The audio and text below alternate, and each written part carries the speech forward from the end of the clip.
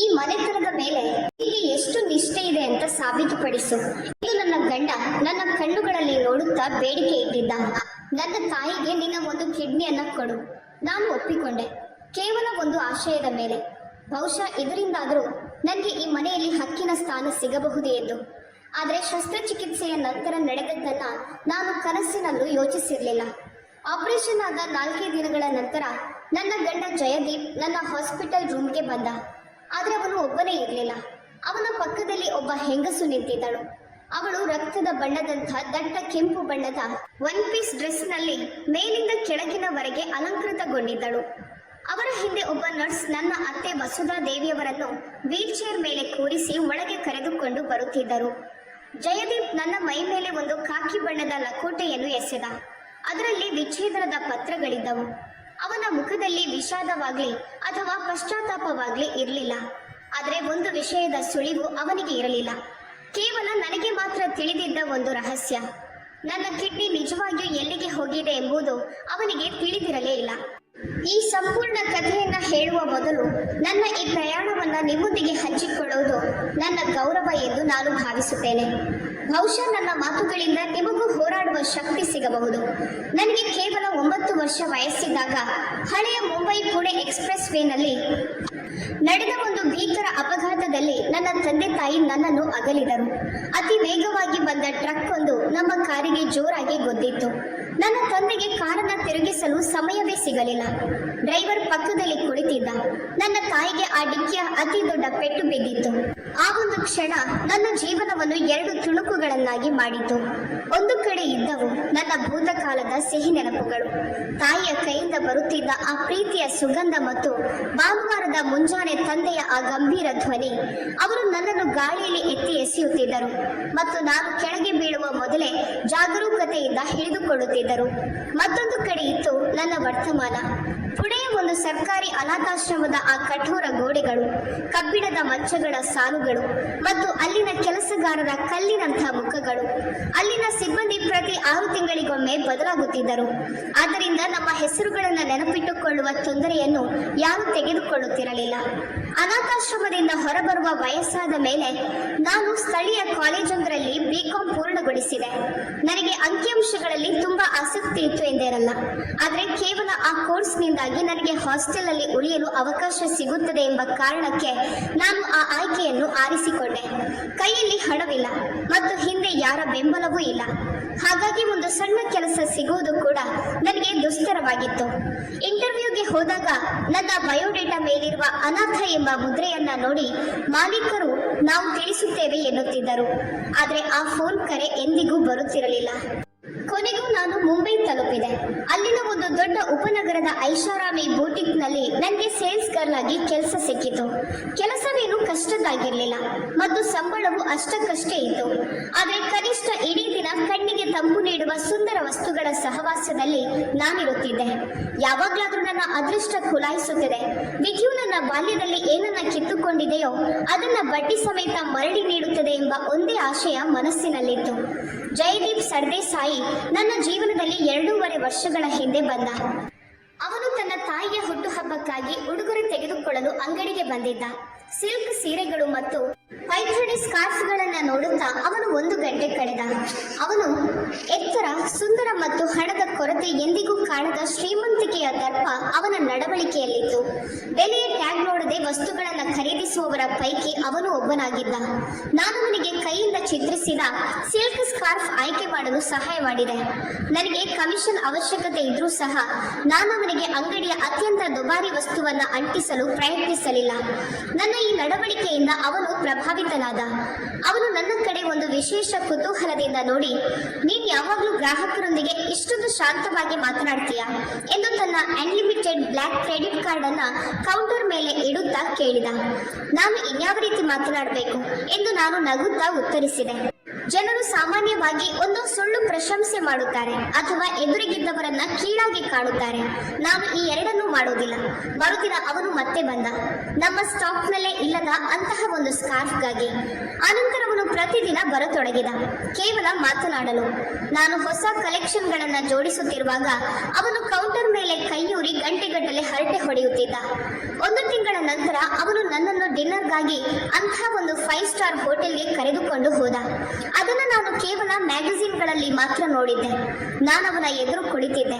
ಕೈಯಲ್ಲಿ ಮೆನು ಇತ್ತು, ಆದರೆ ಅದರಲ್ಲಿ ಪದಾರ್ಥಗಳ ಬೆಲೆಗಳನ್ನ ನೀಡಿರಲಿಲ್ಲ. ಅರ್ಧದಷ್ಟು ಪದಾರ್ಥಗಳ ಹೆಸರುಗಳನ್ನು ನನಗೆ ಉಚ್ಚರಿಸಲು ಕೂಡ ಬರುತ್ತಿರಲಿಲ್ಲ. ಅನಾಥಾಶ್ರಮದ ಹುಡುಗಿಯ ಮೇಲೆ ವಿಧಿ ಇಷ್ಟೊಂದು ದಯೆ ತೋರಿಸಿದೆ ಎಂಬುದನ್ನು ನನ್ನಿಂದ ನಂಬಲಾಗುತ್ತಿರಲಿಲ್ಲ. ನೀನು ನಿಜವಾಗಿಯೂ ಒಬ್ಬಂಟಿನ? ಆ ರಾತ್ರಿ ನನ್ನ ಕೈಯನ್ನು ತನ್ನ ಕೈಯೊಳಗೆ ಹಿಡಿದುಕೊಂಡು ಅವನು ಕೇಳಿದ. ಹೌದು, ನನ್ನವರು ಎನ್ನಿಸಿಕೊಂಡವರು ಯಾರೂ ಉಳಿದಿಲ್ಲ ಎಂದು ನಾನು ಸತ್ಯವನ್ನೇ ಹೇಳಿದೆ. ನಾವು ಅದನ್ನು ಬದಲಾಯಿಸಬಹುದು ಎಂದು ಅವನು ಮೆಲ್ಲನೆ ಪಿಸುಗುಟ್ಟಿದ. 6 ತಿಂಗಳ ನಂತರ ನಾವು ರಿಜಿಸ್ಟರ್ ಮ್ಯಾರೇಜ್ ಮಾಡಿಕೊಂಡೆವು. ನಗರದ ಹೊರವಲಯದ ಒಂದು ಸಾಮಾನ್ಯ ಸರ್ಕಾರಿ ಕಚೇರಿಯಲ್ಲಿ ನಮ್ಮ ಮದುವೆ ನಡೆಯಿತು. ಮದುವೆಗೆ ಸುಮ್ಮನೆ ಅತಿ ಹೆಚ್ಚು ಖರ್ಚು ಮಾಡಬಾರದು ಎಂಬುದು ತಾಯಿಯ ಇಚ್ಛೆ ಎಂದು ಜಯದೀಪ್ ಹೇಳಿದ. ನಾನದನ್ನ ವಿರೋಧಿಸಲಿಲ್ಲ. ಆದರೆ ಮನಸ್ಸಿನ ಯಾವುದೋ ಮೂಲೆಯಲ್ಲಿ ಒಬ್ಬ ಸುಂದರ ವಧುವಿನಂತೆ ಸಿಂಗಾರಗೊಳ್ಳುವ, ಮಂಗಳಸೂತ್ರ ಹಾಕಿಸಿಕೊಳ್ಳುವ ಫೋಟೋಗಳನ್ನ ಗೋಡೆಗೆ ಹಾಕುವ ಕನಸಿತ್ತು. ಆದರೆ ನನಗೆ ಅತ್ಯಂತ ಮಹತ್ವದ ವಿಷಯವೆಂದರೆ ಈಗ ನನಗೊಂದು ಹಕ್ಕಿನ ಕುಟುಂಬ ಸಿಕ್ಕಿತ್ತು, ಮನೆ ಸಿಕ್ಕಿತ್ತು ಮತ್ತು ಜೀವನ ಪರ್ಯಂತ ಸಾಥ್ ನೀಡುವ ಪತಿ ಸಿಕ್ಕಿದ್ದ. ನನ್ನ ಅತ್ತೆ ವಸುಧಾದೇವಿ ನನ್ನನ್ನು ತುಚ್ಛವಾಗಿ ನೋಡುತ್ತಿದ್ದರೂ ನನಗೆ ವ್ಯತ್ಯಾಸ ಬೀಳುತ್ತಿರಲಿಲ್ಲ. ಅವರು ನನ್ನ ತಬ್ಬಲಿತನ ಮತ್ತು ಕುಲಗೋತ್ರವಿಲ್ಲದ ವಿಷಯವನ್ನ ನೆನಪಿಸಲು ಎಂದಿಗೂ ಮರೆಯುತ್ತಿರಲಿಲ್ಲ. ಅವರ ಆ ವಿಶಾಲ ಬಂಗಲೆಯಲ್ಲಿ ನಾನೊಬ್ಬ ಅನಗತ್ಯ ಅತಿಥಿಯಂತೆ ಅನ್ನಿಸ್ತಿತ್ತು. ಅತ್ತೆಯ ಅನುಮತಿ ಇಲ್ಲದೆ ಫ್ರಿಡ್ಜ್ ತೆರೆಯಲು ಅಥವಾ ಹಾಲ್ನಲ್ಲಿ ಓಡಾಡಲು ಕೂಡ ನನಗೆ ಭಯವಾಗುತ್ತಿತ್ತು. ಆದರೂ ನಾನು ಮನಸ್ಸಿಗೆ ಸಮಾಧಾನ ಮಾಡಿಕೊಂಡೆ. ನಾನು ಇದೆಲ್ಲವನ್ನು ಸಹಿಸಿಕೊಳ್ಳುತ್ತೇನೆ. ಜೀವನದಲ್ಲಿ ಪ್ರತಿಯೊಂದು ವಸ್ತುವನ್ನು ನಾನು ಹೇಗೆ ಸಂಪಾದಿಸಿದೆನೋ ಹಾಗೆ ಅವರ ಪ್ರೀತಿಯನ್ನು ಸೇವೆ ಮತ್ತು ಸಂಯಮದಿಂದ ಸಂಪಾದಿಸುತ್ತೇನೆ ಎಂದು. 2 ವರ್ಷ ನಾನು ಜೀವ ಸವೆಸಿದೆ. ಯೂಟ್ಯೂಬ್ ನೋಡಿ ರುಚಿಯಾದ ಅಡುಗೆಗಳನ್ನ ಮಾಡುತ್ತಿದ್ದೆ. ಅವುಗಳನ್ನು ವಸುಧಾದೇವಿ ಮುಖ ಸೊಟ್ಟಗೆ ಮಾಡಿ ತಟ್ಟೆಯ ಬದಿಗೆ ಸರಿಸುತ್ತಿದ್ದರು. ನಾನು ಅವರಿಗಾಗಿ ಸೀರೆಗಳು, ಪರ್ಫ್ಯೂಮ್ಗಳನ್ನು ತಂದೆ. ಅವು ಅವರ ಕಪಾಟಿನ ಕಗ್ಗತ್ತಲಲ್ಲಿ ಮಾಯವಾಗುತ್ತಿದ್ದವು, ಮತ್ತೆಂದು ಕಾಣಿಸಿಕೊಳ್ಳಲು ಅಲ್ಲ. ಸಂಬಂಧಿಕರ ಮುಂದೆ ಅವರು ನನ್ನನ್ನು ನಾವು ಸಾಕಿದ ಹುಡುಗಿ ಎಂದು ಹೀಯಾಳಿಸಿದಾಗಲೂ ನಾನು ನಗುತ್ತಾ ಎಲ್ಲವನ್ನು ನುಂಗಿಕೊಳ್ಳುತ್ತಿದ್ದೆ. ಮತ್ತು ವಸುಧಾದೇವಿ ಅನಾರೋಗ್ಯಕ್ಕೆ ಒಳಗಾದರು. ರಿಪೋರ್ಟ್ ಬಂದಿತ್ತು ಮತ್ತು ಡಾಕ್ಟರ್ಗಳು ಕೈ ಚೆಲ್ಲಿದರು. 2 ಕಿಡ್ನಿಗಳು ಫೇಲ್ ಆಗಿದ್ದವು. ಖಾಸಗಿ ಆಸ್ಪತ್ರೆಯಲ್ಲಿ ವಾರಕ್ಕೆ 3 ಬಾರಿ ಡಯಾಲಿಸಿಸ್ ಆರಂಭವಾಯಿತು. ಅವರ ಹೃದಯ ದಿನೇ ದಿನೇ ದುರ್ಬಲವಾಗುತ್ತಿತ್ತು. ದೊಡ್ಡ ಡಾಕ್ಟರ್ಗಳು ಈಗ ಭರವಸೆ ಕಳೆದುಕೊಂಡಿದ್ದರು. ಡೋನರ್ ಸಿಗಲು ವೇಟಿಂಗ್ ಲಿಸ್ಟ್ ತುಂಬಾ ದೊಡ್ಡದಾಗಿತ್ತು. ನಂಬರ್ ಬರಲು ವರ್ಷಗಳೇ ಬೇಕಾಗಿದ್ದವು ಮತ್ತು ಅತ್ತೆಯ ಬಳಿ ಅಷ್ಟು ಸಮಯವಿರಲಿಲ್ಲ. ಅವರ ಬಳಿ ತಿಂಗಳುಗಳು ಅಥವಾ ಬಹುಶಃ ಕೆಲವು ವಾರಗಳು ಮಾತ್ರ ಉಳಿದಿದ್ದವು.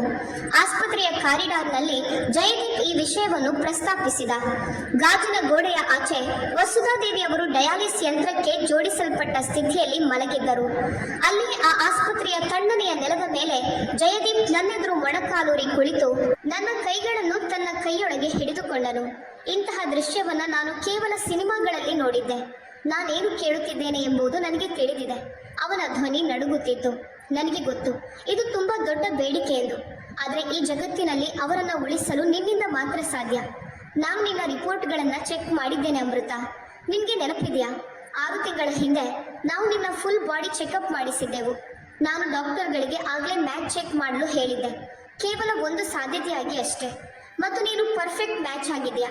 1000ರಲ್ಲಿ ಒಬ್ಬರಿಗೆ ಮಾತ್ರ ಹೀಗೆ ಹೊಂದಿಕೆಯಾಗುತ್ತದೆ ಮತ್ತು ಆ ಒಬ್ಬಳು ನೀನು. ನಾನಲ್ಲಿ ಸುಮ್ಮನೆ ಸ್ತಬ್ಧಳಾಗಿ ನಿಂತಿದ್ದೆ.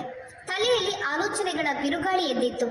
ನನ್ನ ಶರೀರದ ಒಂದು ಭಾಗ, ನನ್ನ ಒಂದು ಕಿಡ್ನಿಯನ್ನ ತೆಗೆದು ಇನ್ನೊಬ್ಬರಿಗೆ ಕೊಡಬೇಕು. ಮತ್ತು ನೀನು? ನಾನು ಕೊನೆಗೆ ಕೇಳಿದೆ. ನನ್ನ ಗಂಟಲು ಒಣಗಿ ಹೋಗಿತ್ತು. ನೀವು ಅವರ ಮಗ, ಅವರ ರಕ್ತ. ಹಾಗಾದ್ರೆ ನೀವ್ಯಾಕೆ ಕೊಡಬಾರ್ದು? ಜಯದೀಪ್ ತನ್ನ ಜಾಕೆಟ್ ಕಿಸೆಯಿಂದ ಮಡಚಿದ ಒಂದು ಕಾಗದವನ್ನ ಹೊರತೆಗೆದನು. ಅದೊಂದು ವರ್ಷದ ಹಿಂದಿನ ವೈದ್ಯಕೀಯ ವರದಿಯಾಗಿತ್ತು. ಅದರ ಮೇಲೆ ಆಸ್ಪತ್ರೆಯ ಮೊಹರು ಮತ್ತು ಸಹಿಗಳಿದ್ದವು.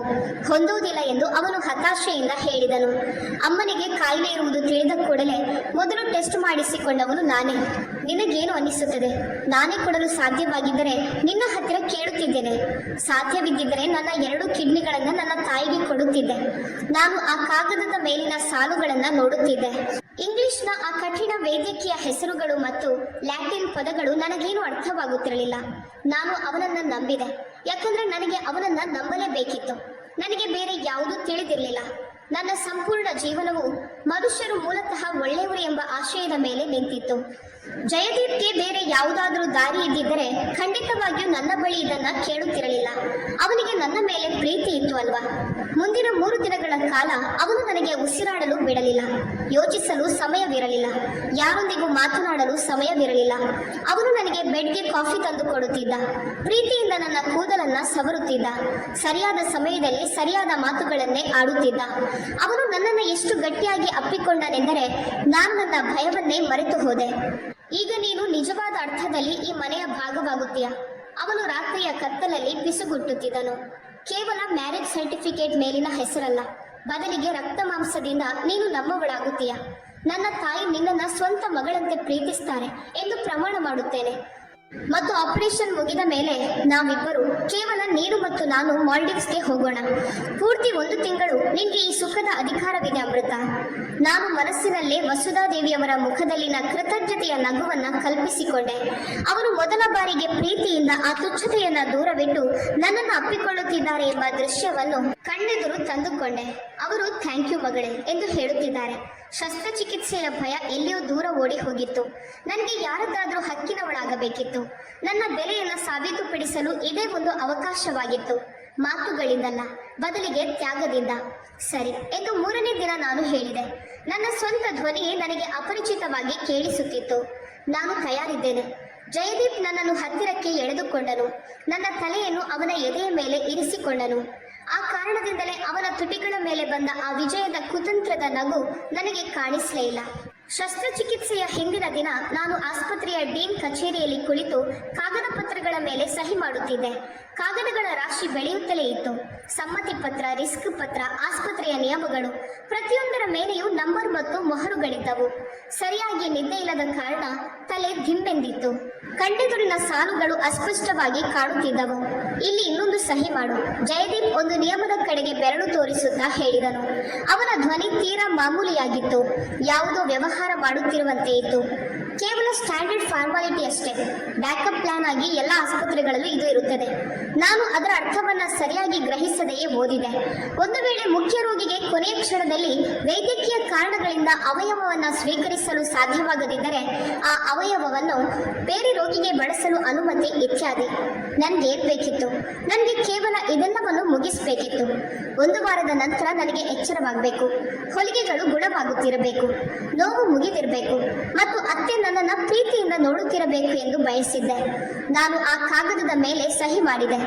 ಮರುದಿನ ಬೆಳಿಗ್ಗೆ ನನ್ನನ್ನು ಸ್ಟ್ರೆಚರ್ ಮೇಲೆ ಆಪರೇಷನ್ ಥಿಯೇಟರ್ ಕಡೆಗೆ ಕರೆದುಕೊಂಡು ಹೋಗುವಾಗ ಚಾವಣಿಯ ದೀಪಗಳು ಒಂದು ಸರಳ ರೇಖೆಯಲ್ಲಿ ಓಡುತ್ತಿರುವಂತೆ ಅನ್ನಿಸ್ತಿತ್ತು.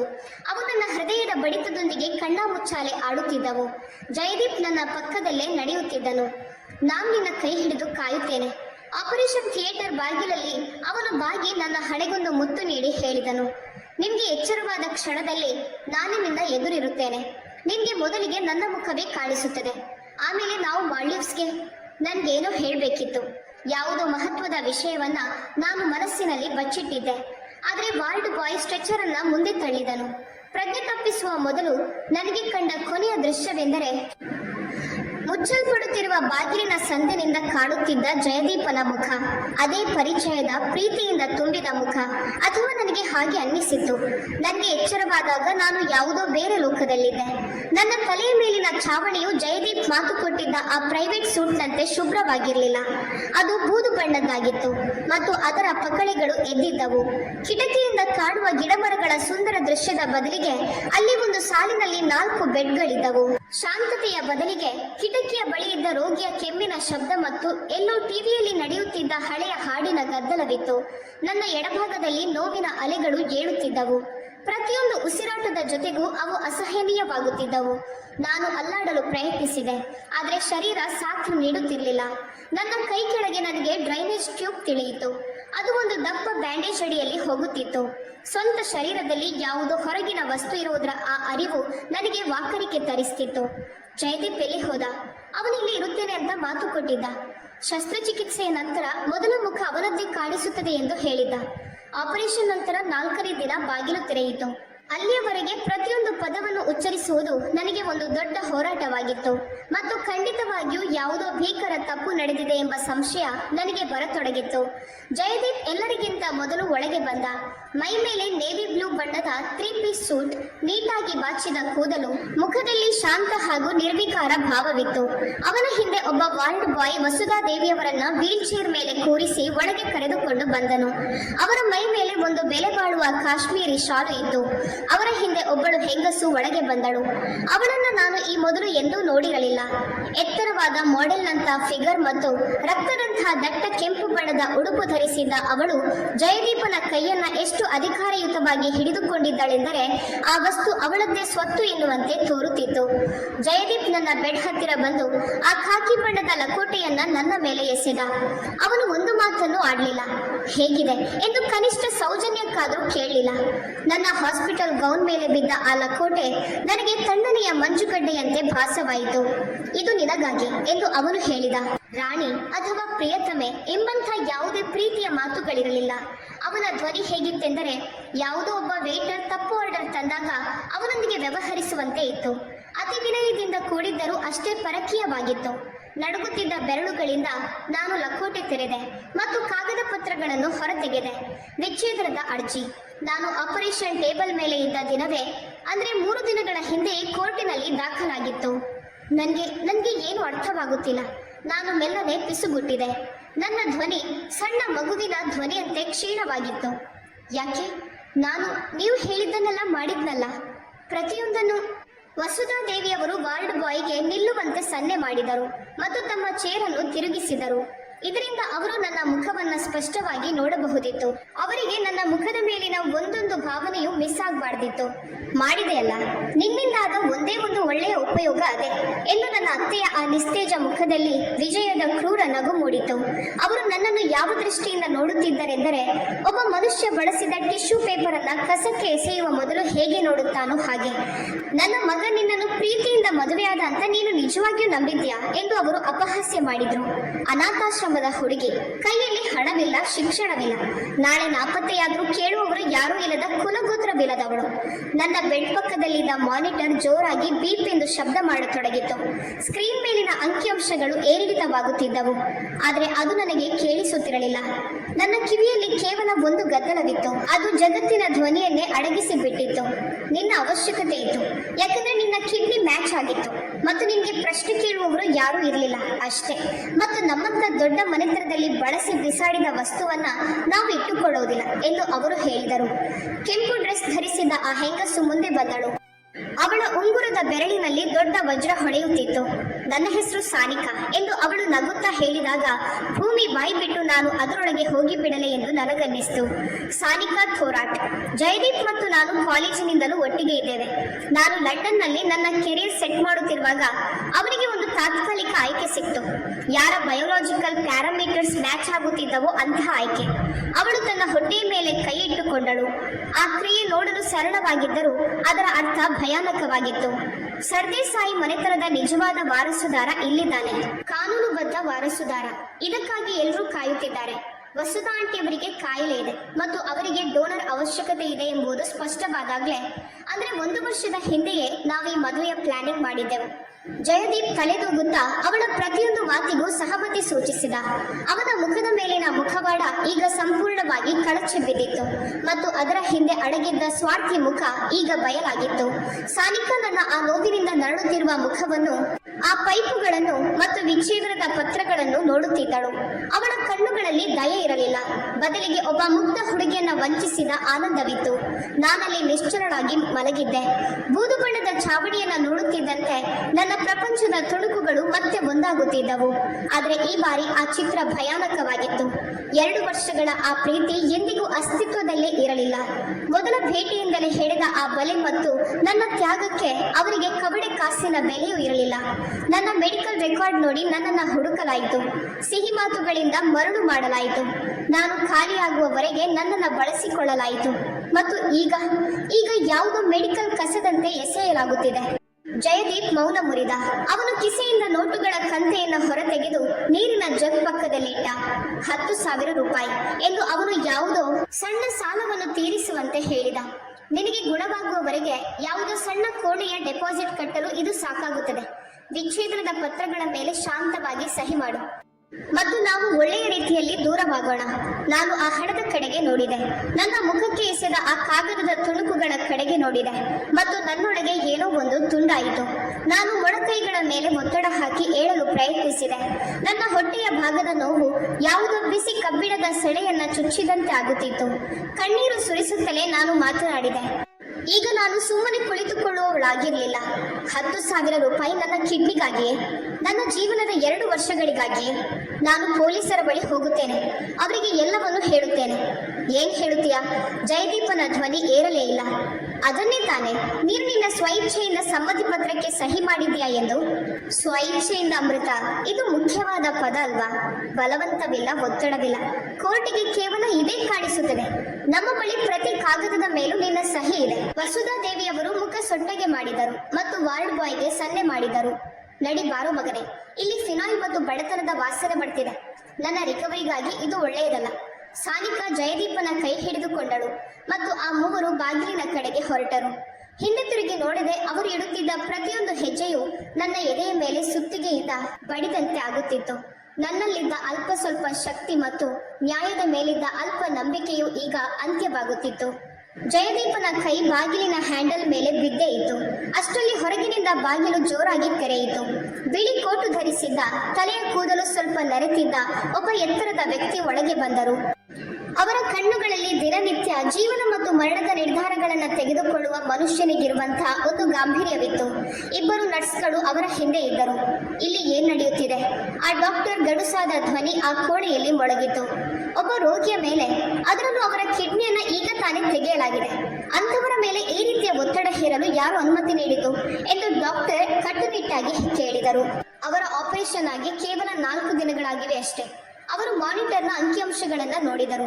ನಂತರ ನನ್ನ ಕಣ್ಣೀರಿನಿಂದ ಒದ್ದೆಯಾದ ಮುಖವನ್ನು ಮತ್ತು ಕೊನೆಯಲ್ಲಿ ಬಾಗಿಲ ಬಳಿ ನಿಂತಿದ್ದ ಆ ಮೂವರನ್ನು ನೋಡಿದರು. ಅವರ ಕಣ್ಣುಗಳಲ್ಲಿ ಶುದ್ಧ ತಿರಸ್ಕಾರ ಎದ್ದು ಕಾಣುತ್ತಿತ್ತು. ಮಿಸ್ಟರ್ ಸರ್ದೇಸಾಯಿ ಹೌದಲ್ವಾ? ಡಾಕ್ಟರ್ ದೇಶ್ಮುಖ್ ಕೇಳಿದರು. ಇದು ನಮ್ಮ ಫ್ಯಾಮಿಲಿ ಮ್ಯಾಟರ್. ನಾವೀಗಷ್ಟೇ ಹೊರಟಿದ್ದೆವು. ಜಯದೀಪ್ ತನ್ನ ಹಳೆಯ ದರ್ಪವನ್ನ ಮರಳಿ ತರಲು ಪ್ರಯತ್ನಿಸಿದ. Family matter? ದೇಶ್ಮುಖ್ ಅವನ ಕಡೆಗೆ ತಿರುಗಿದರು ಮತ್ತು ಅವರ ಕಣ್ಣಿನ ಆ ಗರಿಮೆಯು ಜಯದೀಪನನ್ನ ಮೌನವಾಗಿಸಿತು. ನನಗನಿಸುತ್ತದೆ ನಿಮ್ಮದೊಂದು ಸುದ್ದಿ ಇದೆ ಮಿಸ್ಟರ್ ಸರ್ದೇಸಾಯಿ. ನಿಮ್ಮೆಲ್ರಿಗೂ ಅವರು ತಡೆದರು ಮತ್ತು ಆ ಕ್ಷಣದ ಮೌನದಲ್ಲಿ ನನಗೆ ಆಶಯದ ಒಂದು ಸಣ್ಣ ಕಿರಣ ಕಂಡಿತು. ನಿಮ್ಮ ತಾಯಿಯ ಟ್ರಾನ್ಸ್ಪ್ಲಾಂಟ್ ರದ್ದುಗೊಳಿಸಲಾಗಿದೆ. ಈ ಮಾತುಗಳು ಆ ಕೋಣೆಯ ಮೌನದಲ್ಲಿ ಬಾಂಬ್ನಂತೆ ಬಿದ್ದವು. ಯಾರು ಅಲುಗಾಡಲಿಲ್ಲ, ಯಾರು ಉಸಿರಾಡಲಿಲ್ಲ. ಅಂದ್ರೆ ಏನು? ರದ್ದುಗೊಳಿಸಲಾಗಿದೆ ಎಂದರೇನು? ವಸುಧಾ ದೇವಿಯವರ ಧ್ವನಿ ತಾರಕಕ್ಕೇರಿತು. ನನಗೆ ಆರಾಮವೆನಿಸ್ತಿದೆ. ನಾನು ಲಿಸ್ಟ್ನಲ್ಲಿದ್ದೇನೆ. ನಿಮಗೆ ಪೇನ್ ಕಿಲ್ಲರ್ಸ್ ಮತ್ತು ಸಪೋರ್ಟಿವ್ ಥೆರಪಿಯಿಂದಾಗಿ ಆರಾಮವೆನಿಸ್ತಿದೆ. ದೇಶ್ಮುಖ್ ವೃತ್ತಿಪರ ಧ್ವನಿಯಲ್ಲಿ ಹೇಳಿದರು. ಟ್ರಾನ್ಸ್ಪ್ಲಾಂಟ್ನ ಸ್ವಲ್ಪ ಮೊದಲು, ಅಂದ್ರೆ ಡೋನರ್ನ ಕಿಡ್ನಿ ಸಿದ್ಧವಾಗಿದ್ದಾಗ ನಿಮ್ಮ ಕೊನೆಯ ಬ್ಲಡ್ ರಿಪೋರ್ಟ್ನಲ್ಲಿ ಹೃದಯದ ಗಂಭೀರ ತೊಂದರೆ ಮತ್ತು ಒಂದು ಗುಪ್ತ ಸೋಂಕು ಕಂಡು ಬಂದಿದೆ. ಒಂದು ವೇಳೆ ನಾವು ಆಪರೇಷನ್ ಮಾಡಿದ್ದರೆ ನೀವು ಆ ಟೇಬಲ್ ಮೇಲೆ ಸಾವನ್ನಪ್ಪುತ್ತಿದ್ರಿ. ಆದ್ದರಿಂದ ಸರ್ಜಿಕಲ್ ಬೋರ್ಡ್ ಟ್ರಾನ್ಸ್ಪ್ಲಾಂಟ್ ನಿಲ್ಲಿಸುವ ನಿರ್ಧಾರ ತೆಗೆದುಕೊಂಡಿತು. ಜಯದೀಪನ ಮುಖ ಆಸ್ಪತ್ರೆಯ ಗೋಡೆಯಂತೆ ಬಿಳಿಚಿಕೊಂಡಿತು. ವಸುಧಾ ದೇವಿಯವರು ಹೊಟ್ಟೆಯ ಮೇಲೆ ಕೈ ಇಟ್ಟುಕೊಂಡರು. ಸಾನಿಕಾ ತನ್ನ ಮುಖದ ಮೇಲೆ ಕೈ ಇಟ್ಟುಕೊಂಡಳು. ಮತ್ತು ಕಿಡ್ನಿ? ಜಯದೀಪ್ ತಡಬಡಾಯಿಸುತ್ತಾ ಕೇಳಿದ. ಕಿಡ್ನಿ ಏನಾಯಿತು? ತೆಗೆದ ಅವಯವ ಶರೀರದ ಹೊರಗೆ ಕೇವಲ ಕೆಲವು ಗಂಟೆಗಳ ಕಾಲ ಮಾತ್ರ ಜೀವಂತವಾಗಿರಬಲ್ಲದು. ದೇಶ್ಮುಖ್ ಕೈ ಕಟ್ಟಿಕೊಂಡು ಹೇಳಿದರು. ಯಾವಾಗ ಮುಖ್ಯ ರೋಗಿಗೆ ಆ ಅವಯವವನ್ನು ನೀಡಲು ಸಾಧ್ಯವಾಗುವುದಿಲ್ಲವೋ ಆಗ ನಿಯಮದಂತೆ ನ್ಯಾಷನಲ್ ರಿಜಿಸ್ಟರ್ನಲ್ಲಿರುವ ಮುಂದಿನ ರೋಗಿಗೆ ಅದನ್ನು ನೀಡಲಾಗುತ್ತದೆ. ಯಾರ ಪ್ಯಾರಾಮೀಟರ್ಸ್ ಮ್ಯಾಚ್ ಆಗುತ್ತವೋ ಅವರಿಗೆ. ನಿಮ್ಮ ಪತ್ನಿ ಸಹಿ ಮಾಡಿದ ಆ ಒಪ್ಪಂದದ ಒಂದು ನಿಯಮದಿಂದಾಗಿ ನಮಗೆ ಆ ಅವಯವವನ್ನು ಬೇರೆಯವರ ಜೀವ ಉಳಿಸಲು ಬಳಸುವ ಪೂರ್ಣ ಕಾನೂನುಬದ್ಧ ಅಧಿಕಾರವಿತ್ತು. ಅದು ನಮ್ಮ ಪ್ರಾಪರ್ಟಿ. ಜಯದೀಪ್ ಡಾಕ್ಟರ್ ಮೇಲೆ ನುಗ್ಗಿದ. ನಾವು ಸರ್ಜರಿಯ ಹಣ ಪಾವತಿಸಿದ್ದೇವೆ. ನಮಗೆ ಹಕ್ಕುಗಳಿವೆ. ಮಾನವ ಅವಯವ ಪ್ರಾಪರ್ಟಿ ಅಲ್ಲ ಮಿಸ್ಟರ್ ಸರ್ದೇಸಾಯಿ. ದೇಶ್ಮುಖ್ ಕೋಪದಿಂದ ಕಿರುಚಿದರು. ಅದು ಮಾರುಕಟ್ಟೆಯಲ್ಲಿ ಸಿಗುವ ವಸ್ತುವಲ್ಲ. ನೀವು ಫ್ರಿಡ್ಜ್ನಲ್ಲಿಟ್ಟು ನಿಮ್ಮ ಅನುಕೂಲಕ್ಕೆ ತಕ್ಕಂತೆ ಬಳಸಲು. ನಾನಲ್ಲಿ ಮಲಗಿದ್ದೆ. ಆಘಾತದಿಂದ ಚೇತರಿಸಿಕೊಂಡು ಸತ್ಯವನ್ನು ಅರಿಯಲು ಪ್ರಯತ್ನಿಸುತ್ತಿದ್ದೆ. ಯಾವ ಕಾಗದದ ಮೇಲೆ ಜಯದೀಪ್ ನನ್ನನ್ನು ಸಹಿ ಮಾಡಿಸಿದ್ದನೋ ಪರಿಸ್ಥಿತಿ ತನ್ನ ನಿಯಂತ್ರಣದಲ್ಲಿರಲಿ ಎಂಬ ಕಾರಣಕ್ಕೆ ಅದೇ ದಾಳವು ಅವನ ಮೇಲೆ ತಿರುಗಿ ಬಿದ್ದಿತ್ತು. ಯಾರಿಗೆ? ನಾನು ಮೆಲ್ಲನೆ ಕೇಳಿದೆ. ನನ್ನ ಕಿಡ್ನಿ ಯಾರಿಗೆ ಸಿಕ್ಕಿತು? ಡಾಕ್ಟರ್ ದೇಶ್ಮುಖ್ ನನ್ನ ಕಡೆಗೆ ತಿರುಗಿದರು ಮತ್ತು ಅವರ ದೃಷ್ಟಿ ಮೃದುವಾಯಿತು. ಆ ಪೇಷಂಟ್ ತಮ್ಮ ಹೆಸರನ್ನ ಡೋನರ್ಗೆ ತಿಳಿಸಲು ಅನುಮತಿ ನೀಡಿದ್ದಾರೆ. ಅವರಿಗೆ ನಿಮಗೆ ವೈಯಕ್ತಿಕವಾಗಿ ಧನ್ಯವಾದ ಹೇಳಬೇಕಿದೆ. ಅವರ ಹೆಸರು ಹರ್ಷವರ್ಧನ್ ಪಾಟೀಲ್. ಆ ಹೆಸರು ಆ ಪುಟ್ಟ ಕೋಣೆಯಲ್ಲಿ ವಿಜಯದಂತೆ ಮೊಳಗಿತು. ನಾನವರನ್ನು ವೈಯಕ್ತಿಕವಾಗಿ ಗುರುತಿಸುತ್ತಿರಲಿಲ್ಲ, ಆದರೆ ಮಹಾರಾಷ್ಟ್ರದ ಪ್ರತಿಯೊಬ್ಬ ಮನುಷ್ಯನಿಗೂ ಆ ಹೆಸರು ತಿಳಿದಿತ್ತು. ಪಾಟೀಲ್ ಗ್ರೂಪ್ ಆಫ್ ಇಂಡಸ್ಟ್ರೀಸ್ನ ಸರ್ವೋಚ್ಚ ನಾಯಕ. ಯಾವ ಮನುಷ್ಯ ಪುಣೆ ಮತ್ತು ಮುಂಬೈನ ಅರ್ಧಕ್ಕೂ ಹೆಚ್ಚು ಸ್ಕೈಲೈನ್ ನಿರ್ಮಿಸಿದ್ದರೋ ಅವರು ದೇಶದ ಅತ್ಯಂತ ದೊಡ್ಡ ದಾನಿಗಳಲ್ಲಿ ಒಬ್ಬರು ಎಂಬ ಚರ್ಚೆಯೂ ಇತ್ತು. ಅವರು ಯಾವುದೋ ಅನಾಮಧೇಯ ಕಾಯಿಲೆಯಿಂದಾಗಿ ಕೆಲವು ಕಾಲ ಅಜ್ಞಾತವಾಸದಲ್ಲಿದ್ದರು ಎಂದು ಹೇಳಲಾಗುತ್ತಿತ್ತು. ಈಗ ತಿಳಿಯಿತಾ? ಜಯದೀಪನ ಕಾಲುಗಳು ನಡುಗತೊಡಗಿದವು. ಬೀಳುವವನೇ ಪಕ್ಕದ ರೋಗಿಯ ಮಂಚವನ್ನ ಹಿಡಿದುಕೊಂಡನು. ಅವನ ತುಟಿಗಳು ಅಲ್ಲಾಡುತ್ತಿದ್ದವು, ಆದರೆ ಧ್ವನಿ ಬರುತ್ತಿರಲಿಲ್ಲ. ಅವನು ಆ ಉದ್ಯಮಿಯ ಹೆಸರನ್ನ ಪಿಸುಗುಟ್ಟುತ್ತಿದ್ದನು. ಅವನ ಆ ಬಟ್ಟೆ ಅಂಗಡಿ ಮತ್ತು ಪುಟ್ಟ ಬಂಗಲೆ ಪಾಟೀಲ್ ಸಾಹೇಬರ ಮುಂದೆ ಏನೇನೂ ಇರಲಿಲ್ಲ. ಮಿಸ್ಟರ್ ಪಾಟೀಲರ PA ನಿಮಗೆ ಸಂದೇಶ ನೀಡಲು ನನಗೆ ಹೇಳಿದ್ದಾರೆ. ದೇಶ್ಮುಖ್ ಕೇವಲ ನನ್ನೊಂದಿಗೆ ಮಾತನಾಡುತ್ತಿದ್ದರು. ನಿಮ್ಮನ್ನು ತಕ್ಷಣವೇ ಪ್ರೈವೇಟ್ ಎಕ್ಸಿಕ್ಯೂಟಿವ್ ಸೂಟ್ಗೆ ಸ್ಥಳಾಂತರಿಸಬೇಕು. ಯಾವ ಮಹಿಳೆ ತಮ್ಮ ಜೀವ ಉಳಿಸಿದ್ದಾರೋ ಅವರಿಗೆ ಖುದ್ದಾಗಿ ಧನ್ಯವಾದ ಹೇಳಲು ಅವರು ಬಯಸಿದ್ದಾರೆ. ನಾನು ಬಾಗಿಲ ಬಳಿ ನಿಂತಿದ್ದ ಆ ಮೂವರ ಕಡೆಗೆ ನೋಡಿದೆ. 1 ನಿಮಿಷದ ಹಿಂದೆ ವಿಜಯದ ಅಮಲಿನಲ್ಲಿದ್ದ ಅವರ ಮುಖಗಳು ಈಗ ಭಯದಿಂದ ಬಿಳಿಚಿಕೊಂಡಿದ್ದವು. ಜಯದೀಪನ ನಡವಳಿಕೆ ತಕ್ಷಣವೇ ಬದಲಾಯಿತು. ಅವನ ಧ್ವನಿ ಜೇನಿನಂತೆ ಸಿಹಿಯಾಗಿ ಮತ್ತು ಗೋಗರೆಯುವಂತಾಯಿತು.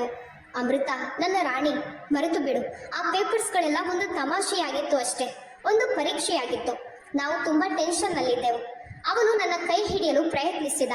ನಾನು ಕೈಯನ್ನು ಕೊಡವಿಕೊಂಡು ಎಷ್ಟು ಜೋರಾಗಿ ಎಳೆದುಕೊಂಡೆ ಎಂದರೆ ನನ್ನ ಹೊಟ್ಟೆಯಲ್ಲಿ ಬಿಸಿ ಸಳೆಗಳು ಚುಚ್ಚಿದಂತ ನೋವಾಯಿತು. ಆದರೆ ನಾನಿಂದು ಕಿರುಚಲಿಲ್ಲ. ನಾನು ಕೇವಲ ಡಾಕ್ಟರ್ ಕಡೆಗೆ ನೋಡಿದೆ ಮತ್ತು ನನ್ನದಲ್ಲದ ಧ್ವನಿಯಲ್ಲಿ ಮಾತನಾಡಿದೆ. ಆ ಧ್ವನಿ ಅಷ್ಟೊಂದು ಶಾಂತ ಮತ್ತು ಮಂಜುಗಡ್ಡೆಯಂತೆ ತಣ್ಣಗಿತ್ತು. ಡಾಕ್ಟರ್, ದಯವಿಟ್ಟು ಸೆಕ್ಯೂರಿಟಿಯನ್ನ ಕರೆಸಿ. ನನ್ನ ರೂಮಿನೊಳಗೆ ಕೆಲವು ಅಪರಿಚಿತ ಜನರು ನುಗ್ಗಿದ್ದಾರೆ.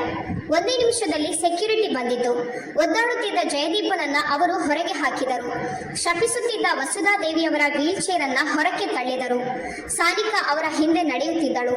ಅವಳ ಹೀಲ್ಸ್ ಸದ್ದು ಈಗ ಮೊದಲಿನಂತೆ ಶಬ್ದದಿಂದ ಕೂಡಿರಲಿಲ್ಲ ಮತ್ತು ಅವಳ ಬೆರಳಿನ ವಜ್ರವು ಈಗ ಮಸುಕಾಗಿತ್ತು. ಬಾಗಿಲು ಮುಚ್ಚಲ್ಪಟ್ಟಿತ್ತು ಮತ್ತು ಕೋಣೆಯಲ್ಲಿ ಶಾಂತತೆ ಪಸರಿತು. ನನ್ನನ್ನು ಮೇಲಿನ ಅಂತಸ್ತಿನ VIP ಸೂಟ್ಗೆ ಸ್ಥಳಾಂತರಿಸಲಾಯಿತು. ಅಲ್ಲಿನ ವ್ಯತ್ಯಾಸ ಎಷ್ಟು ದೊಡ್ಡದಾಗಿತ್ತೆಂದರೆ ನನ್ನಿಂದ ನಂಬಲಾಗುತ್ತಿರಲಿಲ್ಲ. ನಗರದ ವಿಹಂಗಮ ನೋಟವನ್ನು ತೋರಿಸುವ ದೊಡ್ಡ ಕಿಟಕಿ, ಅತಿಥಿಗಳಿಗಾಗಿ ಚರ್ಮದ ಸೋಫಾ, ಪ್ರೈವೇಟ್ ಬಾತ್ರೂಮ್ ಮತ್ತು ಗೋಡೆಯ ಮೇಲೆ ದೊಡ್ಡ ಟಿವಿ ಇತ್ತು.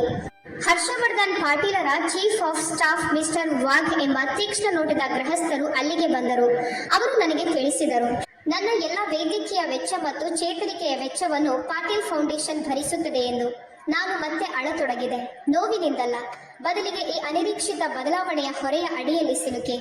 ಮಿಸ್ಟರ್ ಪಾಟೀಲರಿಗಾಗಿ ನಿಮ್ಮ ಈ ಭೇಟಿ ಎಂದರೆ ಮಹಾರಾಷ್ಟ್ರದ ಸೂರ್ಯನನ್ನು ನೋಡುವ 2ನೇ ಅವಕಾಶವಿದ್ದಂತೆ ಎಂದು ವಾಘ್ ಹೇಳಿದರು. ಮತ್ತು ಅವರು ತಮ್ಮ ಸಾಲವನ್ನ ಯಾವಾಗಲೂ ತೀರಿಸುತ್ತಾರೆ, ಯಾವಾಗಲೂ. 1 ವಾರದ ನಂತರ ನಾನು ಹೆಚ್ಚು ತೊಂದರೆ ಇಲ್ಲದೆ ಎದ್ದು ಕುಳಿತುಕೊಳ್ಳುವಂತಾದಾಗ ನನ್ನನ್ನು ಭೇಟಿಯಾಗಲು ಅಡ್ವೊಕೇಟ್ ಶಿಂದೆ ಬಂದರು. ಅವರು ಪಾಟೀಲರ ಲೀಗಲ್ ಟೀಮ್ನ ಮುಖ್ಯಸ್ಥರು. ಅವರನ್ನು ನೋಡಿದ್ರೆ ತಿಳಿಯುತ್ತಿತ್ತು ಅವರು ಸಾವಿರಾರು ಕೇಸ್ಗಳನ್ನ ಗೆದ್ದಿದ್ದಾರೆ ಮತ್ತು ಒಂದನ್ನು ಸೋತಿಲ್ಲ ಎಂದು. ಅವರು ಕಾಗದ ಪತ್ರಗಳ ಒಂದು ಫೈಲ್ ಅನ್ನು ನನ್ನ ಟೇಬಲ್ ಮೇಲೆ ಇಟ್ಟರು. ನಿಮ್ಮ ಗಂಡ ದೊಡ್ಡ ತಪ್ಪು ಮಾಡಿದ್ದಾನೆ ಅಮೃತ, ಅಡ್ವೊಕೇಟ್ ಶಿಂದೆ ಶಾಂತವಾಗಿ ಹೇಳಿದರು. ನಿಮ್ಮ 2 ವರ್ಷಗಳ ಸಂಸಾರದಲ್ಲಿ ಅವನು ಬಹಳಷ್ಟು ಆಸ್ತಿಯನ್ನು ನಿನ್ನ ಹೆಸರಿಗೆ ಮಾಡಿದ್ದಾನೆ. ಒಂದು ದೊಡ್ಡ ಗೋದಾಮು, ಅವನ ಟೆಕ್ಸ್ಟೈಲ್ ಕಂಪನಿಯ ಕೆಲವು ಷೇರುಗಳು, ಬಾಂದ್ರಾದಲ್ಲಿನ ಒಂದು ಕಮರ್ಷಿಯಲ್ ಜಾಗ ಮತ್ತು ಆ ಲೋನಾವಲಾದ ಬಂಗ್ಲೆ ಕೂಡ. ಅವನಿಗೆ ಇನ್ಕಮ್ ಟ್ಯಾಕ್ಸ್ನಿಂದ ತನ್ನ ಸಂಪತ್ತನ್ನ ಮುಚ್ಚಿಡಬೇಕಿತ್ತು.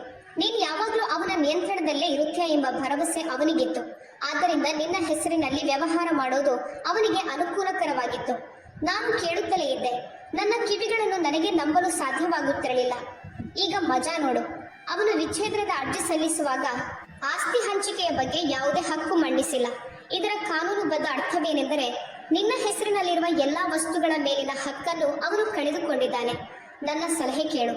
ಶಾಂತವಾಗಿ ವಿಚ್ಛೇದನದ ಪತ್ರಗಳ ಮೇಲೆ ಸಹಿ ಮಾಡು. ಆಸ್ತಿಯ ವಿಷಯವನ್ನ ಎತ್ತಲೇಬೇಡ. ಕೋರ್ಟಿನ ತೀರ್ಪು ಅಂತಿಮವಾಗಲಿ. ಯಾವ ಮನುಷ್ಯ ನಿನ್ನನ್ನು ಮುಗ್ಧ ಮತ್ತು ಮೂರ್ಖಳು ಎಂದು ಭಾವಿಸಿದನೋ ಅದೇ ಮನುಷ್ಯ ತನ್ನ ಅತಿ ಬುದ್ಧಿವಂತಿಕೆಯಿಂದ ತನ್ನದೇ ಬಲೆಯಲ್ಲಿ ಸಿಲುಕಿಕೊಂಡಿದ್ದಾನೆ.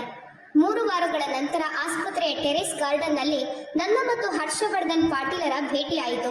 ಅವರಿಗೆ ಸರಿಸುಮಾರು 70 ವರ್ಷ ವಯಸ್ಸಿರಬಹುದು. ಅನಾರೋಗ್ಯದಿಂದ ಶರೀರ ದಣಿದಿತ್ತು. ಮೈ ಮೇಲೆ ಶಾಲು ಹೊದ್ದುಕೊಂಡು ಅವರು ಕುರ್ಚಿಯಲ್ಲಿ ಕುಳಿತಿದ್ದರು. ಆದರೂ ಅವರ ವ್ಯಕ್ತಿತ್ವದ ಗಾಂಭೀರ್ಯ ಹಾಗೇ ಇತ್ತು. ಹಾಗಾದ್ರೆ ಇದೇನಾ ಹುಡುಗಿ? ತಮ್ಮ ನರೆತ ಹುಬ್ಬುಗಳ ಕೆಳಗಿನಿಂದ ನನ್ನನ್ನು ನೋಡುತ್ತಾ ಅವರು ಹೇಳಿದರು. ರಾಕ್ಷಸನಿಗೆ ತನ್ನ ಅವಯವವನ್ನೇ ನೀಡಿದ ಆ ಹೆಣ್ಣು ಮಗಳು. ಆದರೆ ವಿಧಿಯು ಆ ದಾನವನ್ನು ನನ್ನ ಮಡಿಲಿಗೆ ಹಾಕಿತು. ಅವರು ನೇರವಾಗಿ ವಿಷಯಕ್ಕೆ ಬಂದರು.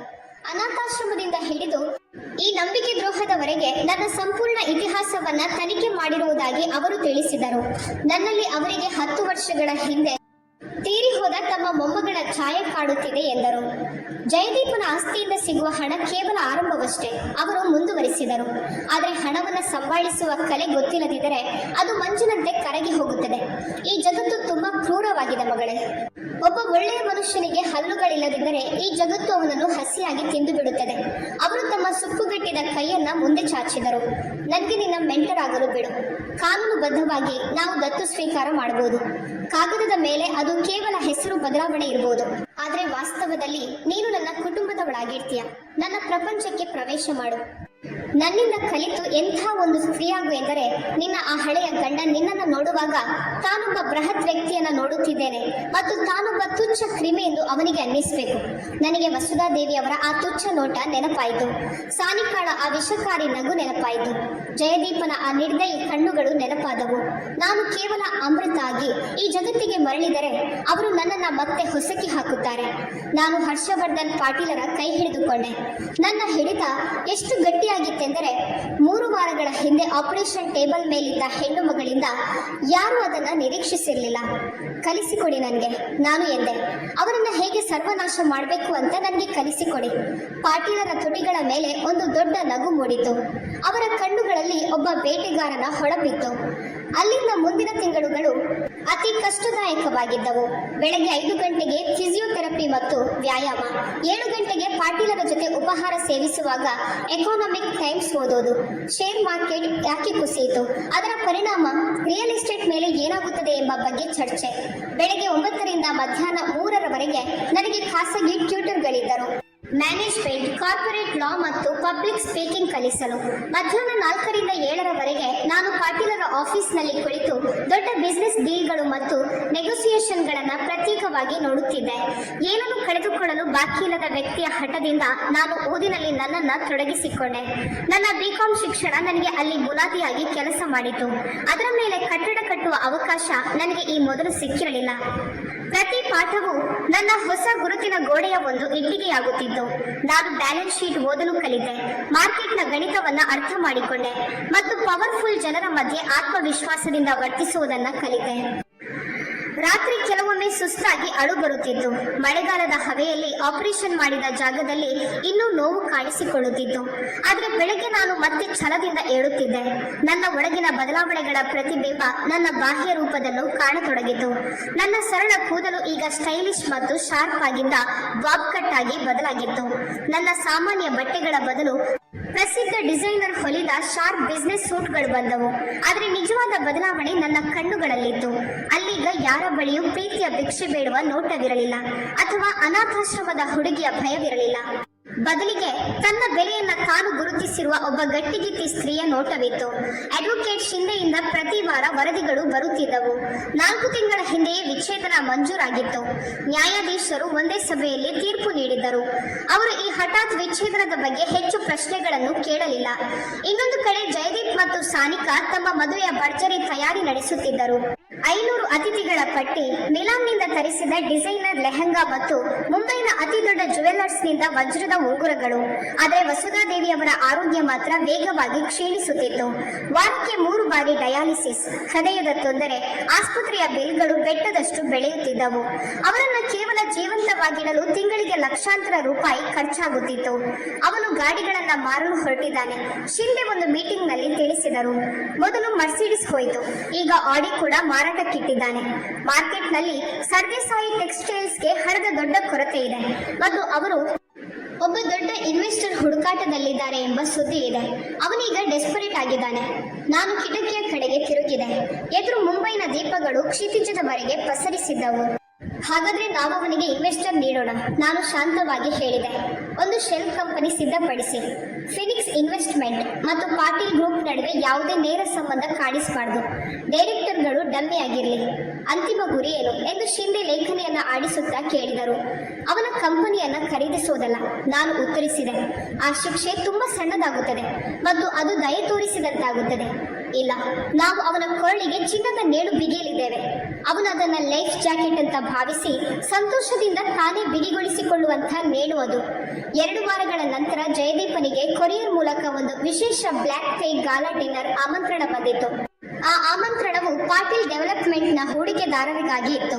ಚಿನ್ನದ ಬಣ್ಣದ ಎಂಬೋಸಿಂಗ್ ಮಾಡಿದ ಆ ಭಾರವಾದ ಲಕೋಟೆಯನ್ನ ನೋಡಿದ್ರೆ ಅದರ ಶ್ರೀಮಂತಿಕೆ ತಿಳಿಯುತ್ತಿತ್ತು. ಅದರಲ್ಲಿ ಒಂದು ಭರವಸೆಯ ಟೆಕ್ಸ್ಟೈಲ್ ಕಂಪನಿಯ ಜೊತೆ ಸಂಭಾವ್ಯ ಪಾಲುದಾರಿಕೆಯ ಸುಳಿವು ನೀಡಲಾಗಿತ್ತು. ಪಾಟೀಲ್ ಗ್ರೂಪ್ನಂತಹ ಬೃಹತ್ ಉದ್ಯಮ ಸಮೂಹವು ತನ್ನ ಮುಳುಗುತ್ತಿರುವ ವ್ಯವಹಾರದಲ್ಲಿ ಇದ್ದಕ್ಕಿದ್ದಂತೆ ಯಾಕೆ ಆಸಕ್ತಿ ತೋರುತ್ತಿದೆ ಎಂದು ಆಲೋಚಿಸುವ ತೊಂದರೆಯನ್ನ ಅವನು ತೆಗೆದುಕೊಳ್ಳಲಿಲ್ಲ.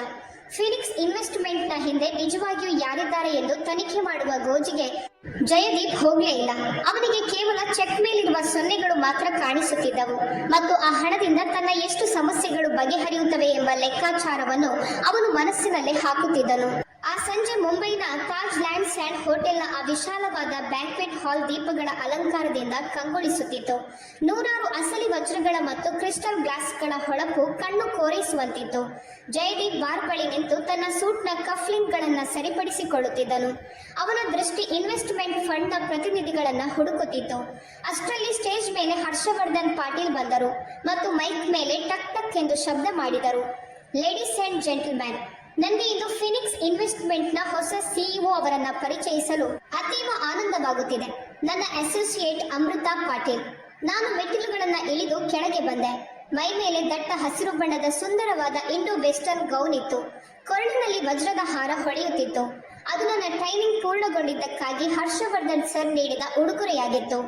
ಮೈಕ್ ಕೈಗೆತ್ತಿಕೊಂಡು, ನಮಗೆ ಸ್ವಚ್ಛ ರೆಕಾರ್ಡ್ ಮತ್ತು ಪಾರದರ್ಶಕ ವ್ಯವಹಾರವಿರುವ ಪಾಲುದಾರರ ಅಗತ್ಯವಿದೆ ಎಂದು ನಾನು ದೃಢವಾಗಿ ಹೇಳಿದಾಗ ನನ್ನ ಧ್ವನಿ ಇಡೀ ಹಾಲ್ನಲ್ಲಿ ಮೊಳಗಿತು.